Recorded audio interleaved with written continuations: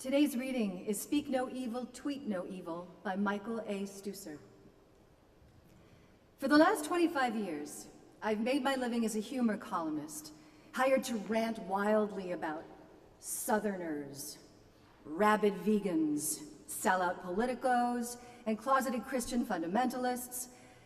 Notwithstanding my upbeat self-perception, the smart alecky satire was starting to creep into my personal life. In an effort to reprogram my brain toward a less foul-mouthed future, I decided to take the radical step of removing all trash talk from my everyday existence for an entire month. Given that my previous attempts at major life changes had failed miserably, I called on the most dedicated and fierce influence in my life, my yoga teacher. She arrived at my house with no fewer than a dozen books intended to impart some structure and words of wisdom. As we reviewed the various scriptures and guidelines, the Buddhist concept of right speech came into focus. The first element is abstaining from false speech, basically, lies and deceit, Dawn noted. The second notion is abstaining from hateful or slanderous speech. Slander. Making false and malicious statements about others. Okay, I can stay away from that. Third element is avoiding harsh words that hurt or offend other people, she continued. I must have looked dumbfounded. It's not like you can't say anything negative, Dawn explained. There's room for straight shooting so long as it's truthful. At the monastery, the Buddhist nuns would say, "You look sick today. Face is all red." Or, "You seem puffy. Don't get any fatter." So you can point things out, but not in the intention to hurt someone.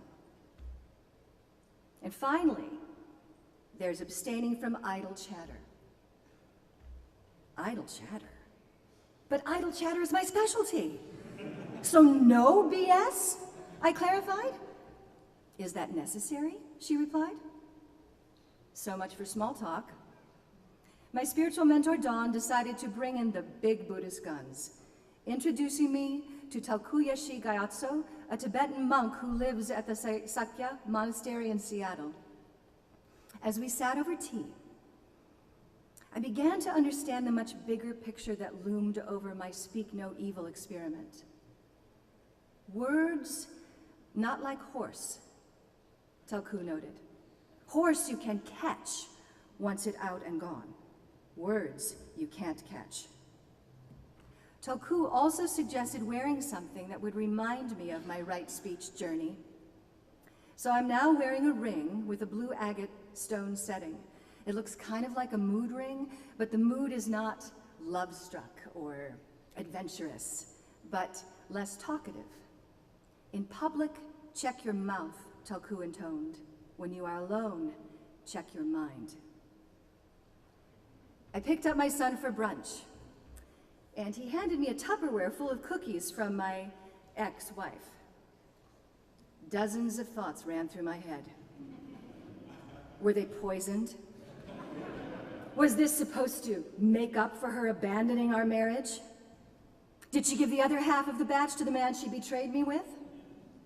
I took a breath, and I thought about my month and all I'd learned.